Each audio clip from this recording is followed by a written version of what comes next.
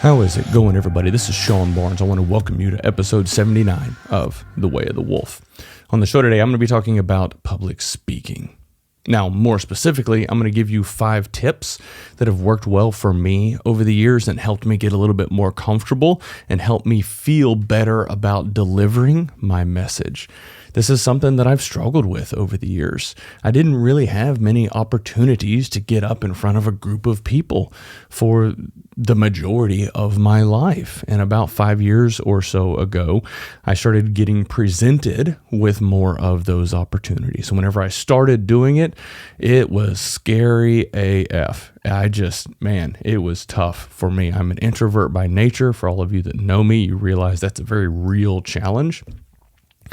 And if I'm being honest, even to this day, whenever I get in front of a crowd, whether I'm speaking or sitting on a panel, I do that probably once a quarter or so, and I still get nervous. My heart rate jumps up, but that's okay.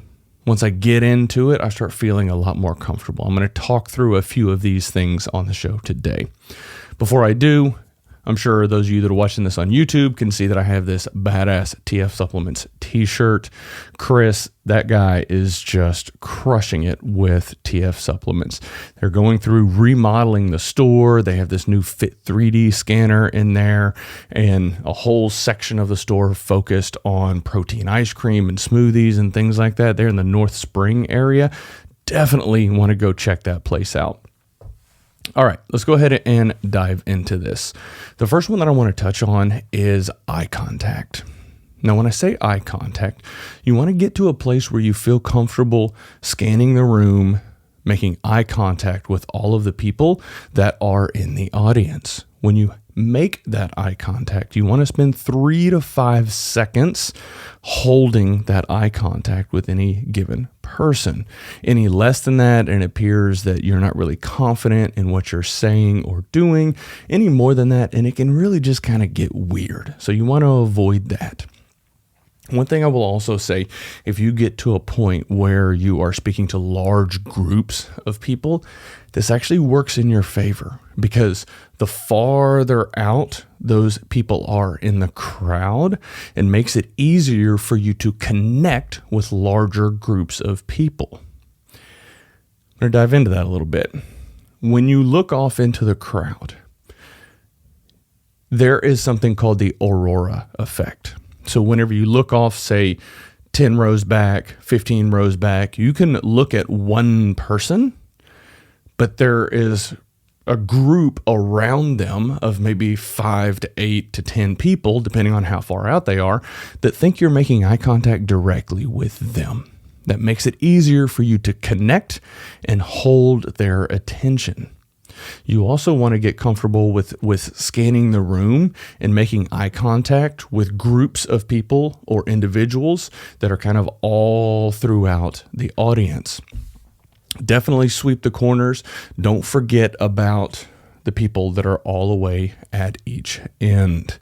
That's something that a lot of times people will get comfortable with. They'll kind of, stay in probably the 60 percentile or so that's kind of right in front of them, and they forget about connecting with the people out on the corners. So don't forget to sweep the corners. Another thing that's helpful for people, especially as they're getting into public speaking, is having note cards. Now, there's a few things that you want to keep in mind. I'm sure you've seen these note cards that are like 3 by 5. I don't know exactly what the dimensions are. But whenever you have those note cards, you want to make sure that you are holding those vertical so that the card is sitting in your hand like this, as opposed to horizontal. It makes it easier for you to just hold them with one hand, keep your hand by your side or wherever, but you can quickly glance and look at the note cards. Something I'd caution you on is don't try to write out your entire speech on the note card. It becomes very distracting for people in the audience. I like to use a 3x3 rule whenever I have notes on any given card. And you can have a few cards, but on any card, go by the 3x3 rule. So what this means is you have 3 bullets with 3 words on each bullet. The intent is for you to quickly glance at the card, jog your memory, think, oh, yeah, that's the next talking point, and then start talking through that next point. Any more than that, and it will you will have a tendency to want to read the card, which immediately causes the audience to get disengaged. We don't want that.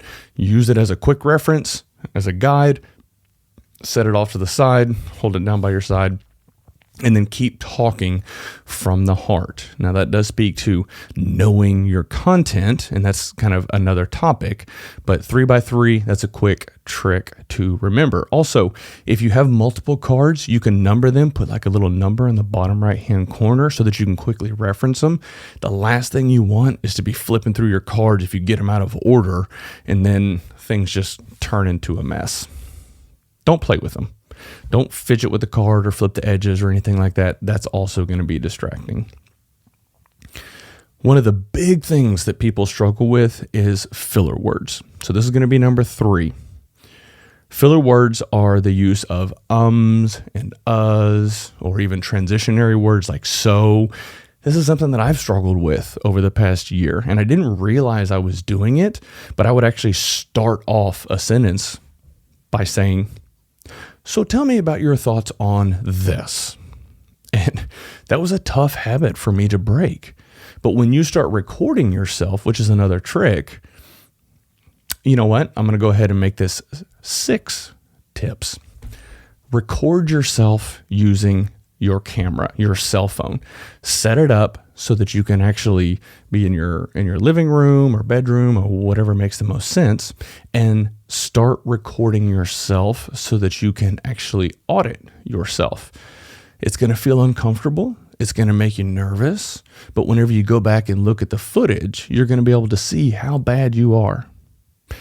You will also be able to see the progress that you are making as you get better, as you practice.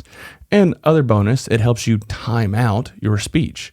If you're only given 5 minutes to talk on a certain topic, you want to make sure that your pace throughout the speech is consistent. So whenever you practice, you have the opportunity to go back and look and audit yourself, see if you're using filler words, and then also time yourself. Make sure that you're kind of falling within the allotted time.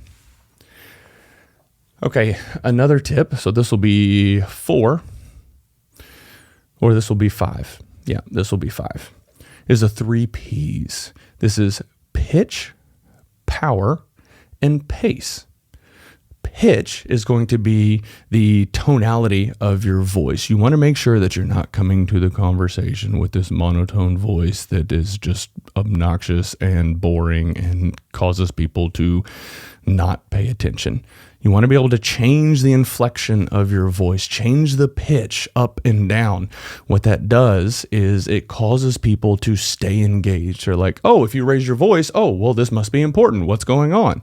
Or you can actually start to whisper, and that draws people in like, hey, what's going on here? What is this secret that he's telling me?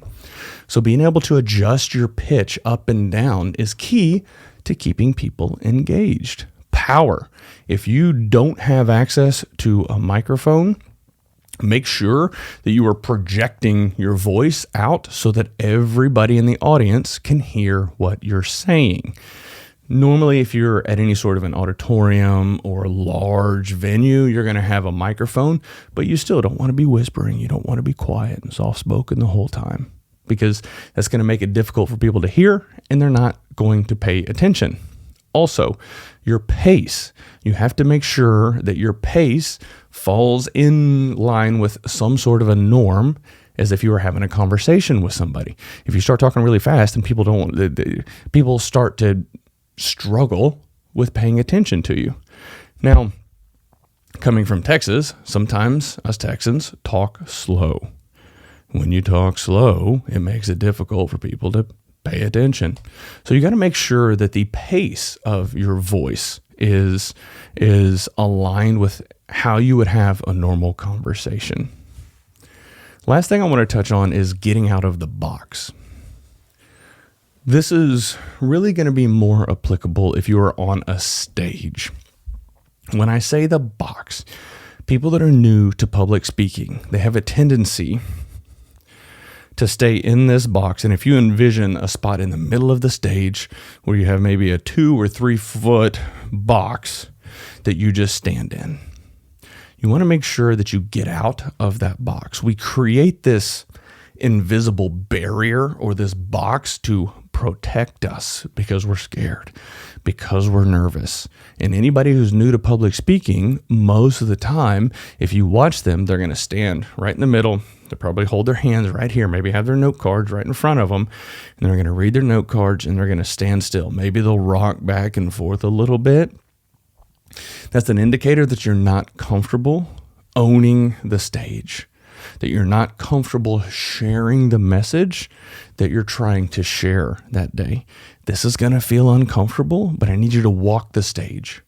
Start walking back and forth. Now, you also have to avoid just pacing back and forth, back and forth, back and forth, because that will start to become a distraction. What you're probably picking up on as I'm going through these tips that I'm sharing with you, there's a lot of things that can be good for you, but if done in excess, they can become a distraction. You got to find that balance. And that's one of the things that can be helpful if you're recording yourself on your cell phone, is you can start to see these things. Also, when you're aware of these things, you know what to look for. All of that to be said, I think it's important for you to practice this, because you never know when you're going to get called up in front of the group. As I say that, you're probably going to know if you're called up to a stage to talk to a whole bunch of people, so you'll have time to prep. But there may be times when you go to some sort of a company event and somebody says, "Hey, Sean, share your thoughts. How do you approach this type of stuff?" Doesn't always happen, but you want to make sure that you're prepared and ready to go when that time comes. All right, ladies and gentlemen, that is all I've got for you today. Hopefully these 6 tips have been helpful for you. If any of you would like some additional tips or guidance or thoughts on how to handle any given situation as it relates to public speaking, please feel free to reach out to me. Also, you know what? I have a friend of mine, Philip Sessions, who has a podcast that is dedicated to public speaking. And this is a man that has made it his mission to help others become more successful at public speaking. Watching his growth over the past few years has inspired me to keep pushing the envelope and coming out of my shell and getting better on the YouTube channel, on the podcast, and all aspects of it. So I'll link his info in the show notes down below as well. That is all I got for you, ladies and gentlemen. Thank you so much, and y'all have a good one.